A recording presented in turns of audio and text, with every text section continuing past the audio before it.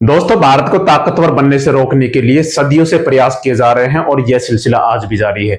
आज हम बात करेंगे 1974 के बाद की, क्योंकि 1974 में भारत ने परमाणु परीक्षण किया था और यह असफल हो गया था। लेकिन पूरी दुनिया की निगाहें भारत के ऊपर टिक गई थी, क्योंकि जो पहले परमाणु बम बनाकर बैठे हुए थे या परमाणु हथियारों से संपन्न थे, उन्होंने यह डिसाइड किया था कि जो 5 देश हैं उनके अलावा कोई और देश अगर परमाणु बम बनाता है तो वह उनके लिए गलत है। क्योंकि उनके लिए गलत इसलिए है क्योंकि वो नहीं चाहते थे कि 5 देशों के अलावा कोई और भी देश परमाणु संपन्न राष्ट्र बने। सबसे पहले हम देखते हैं कि ये 5 देश कौन कौन से थे। पहला था अमेरिका, दूसरा था रूस, तीसरा था ब्रिटेन, चौथा था फ्रांस और पांचवा था चीन। इन 5 देशों ने डिसाइड किया कि कोई भी देश हमारे अलावा परमाणु बम नहीं बना सकता, क्योंकि ये तो 1964 से पहले पहले ही परमाणु बम बना चुके थे और इनको अब ये लगता था कि किसी भी देश को हम परमाणु बम नहीं बनाने देंगे। लेकिन जब 1974 में भारत ने परमाणु परीक्षण किया तो भारत को रोकने के लिए इन्होंने काफी प्रयास किए। उसके तहत अनेक संगठन बनाए गए, अनेक समझौते किए गए। उसके बारे में हम सबसे पहले देखते हैं कि भारत ने परमाणु परीक्षण किया था 1974 में। हालांकि यह असफल हो गया था। इंदिरा गांधी जी उस समय भारत की प्रधानमंत्री थी, उनके नेतृत्व में यह परमाणु परीक्षण किया गया था। अब दोस्तों, असफल हो जाने के बावजूद भी पूरी दुनिया की जो ताकतें थी उनको यह लग रहा था कि भारत परमाणु बम बनाकर रहेगा। तो इनको भारत को रोकने के लिए क्या किया, सबसे पहले इन 5 देशों ने मिलकर, जो ताकतवर देश थे, उन्होंने मिलकर एनपीटी बनाई। एनपीटी एक संगठन बनाया, परमाणु अप्रसार संधि।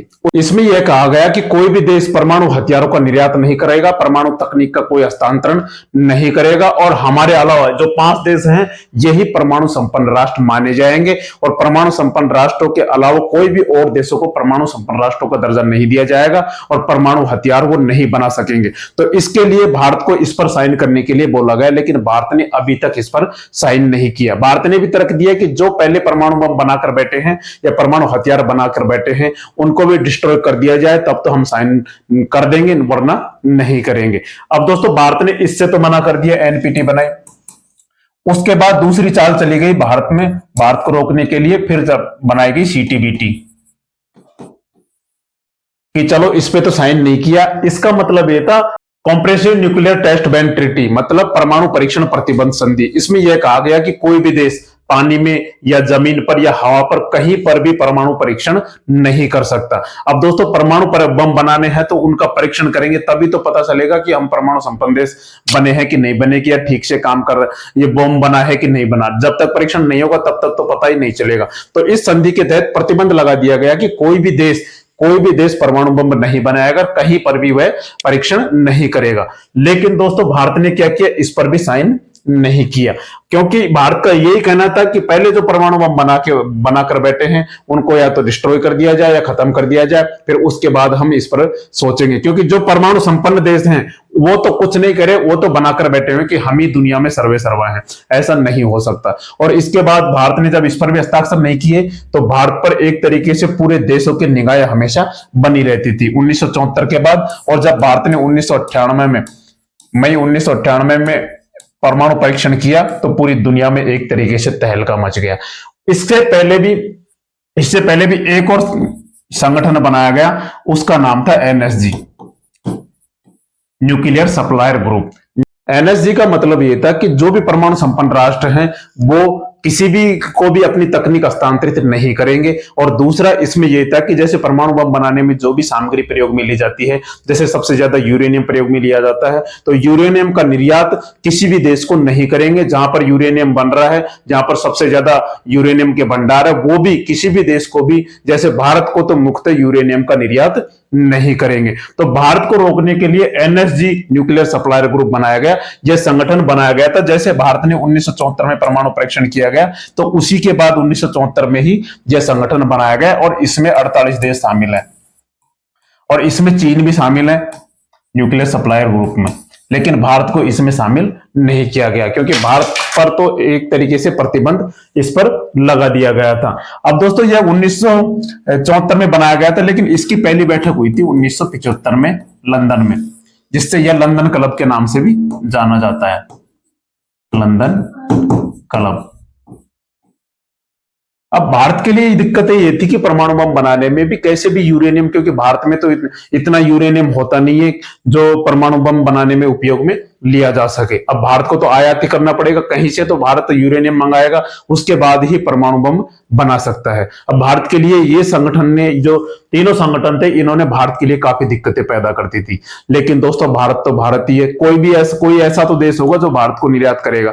अब इसमें भारत को जो निर्यात करने वाले देश थे, उनमें सेंट्रल एशिया से भारत से काफी संबंध थे। जो सबसे ज्यादा यूरेनियम निकाला जाता है वो कजाकिस्तान से निकाला जाता है, कजाकिस्तान से। तो भारत ने जैसे तैसे करके कहा कि हम तो जो परमाणु बिजली घर हैं, बिजली उत्पादन के लिए, उसके लिए यूरेनियम मंगा रहे हैं। तो भारत ने ऐसे करके, भारत ने अमेरिका से भी लिए, भारत ने ऑस्ट्रेलिया से भी लिए, थोड़ा बहुत इकट्ठा कर करके भारत ने परमाणु बम बनाने का कार्य संपन्न किया और 1998 में भारत परमाणु शक्ति संपन्न राष्ट्र बना। अब दोस्तों भारत ये चाहता है कि एनएसजी का इसमें एक और काम है कि भारत को अगर एनएसजी की सदस्यता मिल जाती है तो भारत को यूरेनियम आसानी से प्राप्त हो जाएगा, आधुनिक टेक्नोलॉजी प्राप्त हो जाएगी, परमाणु ईंधन के लिए, परमाणु बिजली घर के लिए, परमाणु हथियारों के लिए, सबके लिए भारत के लिए आधुनिक टेक्नोलॉजी उपलब्ध हो जाएगी। तीसरा हम देखें, इसमें भारत अगर एनएसजी में शामिल हो जाता है तो भारत में मेक इन इंडिया को बढ़ावा मिलेगा, भारत आर्थिक रूप से ताकतवर हो जाएगा, क्योंकि परमाणु को जो हथियारों की सप्लाई है वो बिल्कुल खुल जाएगी और भारत निर्यात भी कर सकेगा।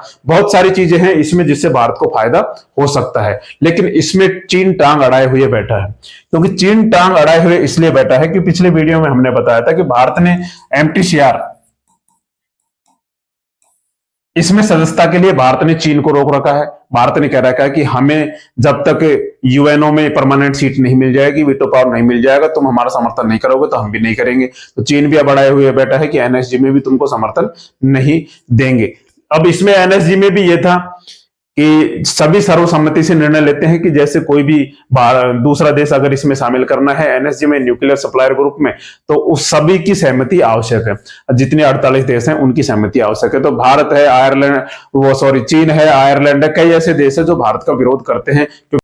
अब दोस्तों क्या हुआ, 2008 में जब अमेरिका के राष्ट्रपति ओबामा थे और भारत के प्रधानमंत्री थे उस समय मनमोहन सिंह जी, तो उस समय क्या हुआ, 2008 में भारत और अमेरिका के बीच एक परमाणु समझौता हुआ और इस एनएसजी के तहत ही भारत को एक स्पेशल छूट प्रदान की गई, जिससे भारत को काफी सहूलियत हो गई थी। क्योंकि 2008 में अमेरिका को भी यह लगने लगा था कि चीन को कंट्रोल करने के लिए भारत को ताकतवर बनाना बहुत जरूरी है, भारत का समर्थन करना बहुत जरूरी है। अगर चीन को कंट्रोल कर सकता है तो वो एक ही देश है, वो है भारत। तो भारत को स्पेशल छूट दी गई इस एनएसजी में स्पेशल छूट दी गई और स्पेशल छूट के तहत भारत को बहुत सारे फायदे इससे मिलने लगे हैं। लेकिन भारत अभी भी इसका सदस्य नहीं है। अब दोस्तों चीन कहता है कि जब तक भारत एनपीटी पर हस्ताक्षर नहीं करेगा, परमाणु अप्रसार संधि पर, तब तक भारत को हम समर्थन नहीं करेंगे। अब दोस्तों एनपीटी पर अगर भारत साइन कर देता है तो पूरी भारत की जो परमाणु शक्ति है, जो भारत के परमाणु बिजली घर है, भारत के सब परमाणु अनुसंधान केंद्र है, उसकी जो जांच एजेंसी है वो एक तरीके से अंतरराष्ट्रीय परमाणु ऊर्जा एजेंसी उसकी सबकी निगरानी करेगी कि भारत क्या कर रहा है, क्या नहीं कर रहा है। तो भारत के लिए तो यह नुकसान का सौदा है। भारत का कहना है इसमें दोस्तों क्या हुआ था कि जैसे इसकी स्थापना हुई थी 1974 में, 1975 में लंदन में इसकी बैठक हुई थी, तो भारत का कहना है कि जैसे इसके जो संस्थापक सदस्य थे वो कौन कौन से थे, इसके जो संस्थापक सदस्य थे उनमें थे चीन था, अमेरिका था, ब्रिटेन था, फ्रांस था, जापान था, रूस था और इसमें कनाडा था। अब इसमें क्या था कि फ्रांस तो संस्थापक सदस्य था, लेकिन अब दोस्तों फ्रांस है जो फ्रांस एनएसजी के संस्थापक सदस्यों में था, लेकिन फ्रांस ने 1992 तक एनपीटी पर हस्ताक्षर नहीं किए थे। 1992 में जाके एनपीटी पर हस्ताक्षर किए, लेकिन उससे पहले भी तो फ्रांस इसका सदस्य था। तो भारत का यह कहना है कि जब फ्रांस जैसे देश इसके सदस्य रह सकते हैं बिना एनपीटी पर साइन किए हुए, तो भारत क्यों नहीं रह सकता, जिसके लिए भारत ने भी प्रयास किया। हर 2008 के बाद तो लगातार भारत प्रयास कर रहा है कि इसमें शामिल हो जाए, जिससे भारत को बहुत सहूलियत हो जाए परमाणु ऊर्जा के लिए, परमाणु अनुसंधान केंद्रों के लिए, परमाणु हथियारों के लिए। इस तरह दोस्तों भारत और चीन अंतरराष्ट्रीय संगठनों में, अंतरराष्ट्रीय मंचों पर, और जैसे हमने पिछले वीडियो में देखा एमटीसीआर और इस वीडियो में जैसे एनएसजी में एक दूसरे के आमने सामने बने रहते हैं। अब दोस्तों भारत और चीन के आगे क्या करने वाले हैं, क्योंकि चीन तो चाहता है कि भारत कभी भी ताकतवर नहीं बने, क्योंकि पूरे एशिया महाद्वीप में अगर चीन को किसी से खतरा है तो वो है भारत। अब दोस्तों आगे देखना होगा कि भारत को क्या एनएसजी की सदस्यता मिल पाती है कि नहीं मिल पाती है। आप कमेंट करके बताएं कि भारत को और आगे क्या करना चाहिए। दोस्तों, जानकारी आपको अच्छी लगी हो तो चैनल को लाइक करें, सब्सक्राइब करें। मिलते हैं आपको ऐसे ही नॉलेजेबल वीडियो के साथ। तब तक के लिए जय हिंद, जय भारत।